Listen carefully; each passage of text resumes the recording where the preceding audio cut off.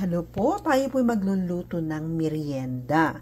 Ayan, meron na nga po ako ditong nahiwa-hiwang kamote. O, diba? Malalaki ang hiwa ko. So, ang gagawin po natin dito ay hindi natin siya ipiprito. Ang gagawin ko dito, lalagyan ko lang ng konting mantika. Saka ko siya i-air fry. Lagyan po natin ng mantika. Yan, konti lang. Halu-haluin po natin maigi para lahat ng kamoting nandito ay meron siyang mantika. Saka natin siya i-air fry. Saka natin ihilera sa air fry basket. Kailangan hindi siya dikit-dik o patong-patong. Okay? So, ayan na nga po. Nilagay na po natin ang ating mga kamote sa air fryer basket.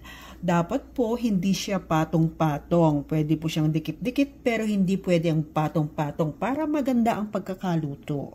Set po natin ating air fryer sa 400. Ayan, 400. At unahin natin munang 20 minutes. Ayan. Ganyan.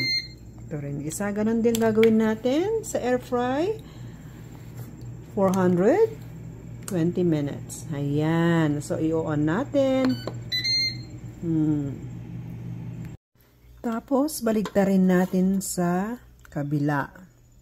Malambot na po itong ating kamote. Ililipat po natin dito. Saka tayo gagawa ng ating asukal. Palalamigin po natin ng konti bago tayo gagawa ng ating caramelized na sugar. Saka natin ilalagay itong kamote. O, ganyan po ako magluto ng kamote Q.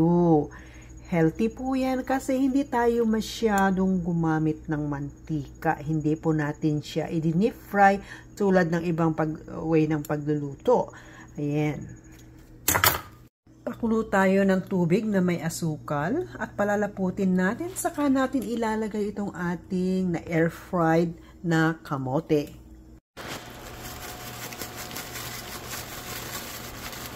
Konti lang asukal lagyan natin kasi ayoko masyadong matamis. Ayan nating mag-dry ng konti. Ayan, luto na po ang ating kamote Q. At syempre, pag medyo lamig nito ay didikit na tong caramelized na ito, na sugar. O, diba? Masarap siya. Mukhang masarap siya naman.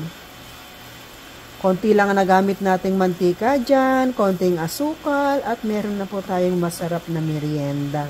Ayan. Ready na po ang ating merienda, kamote Q.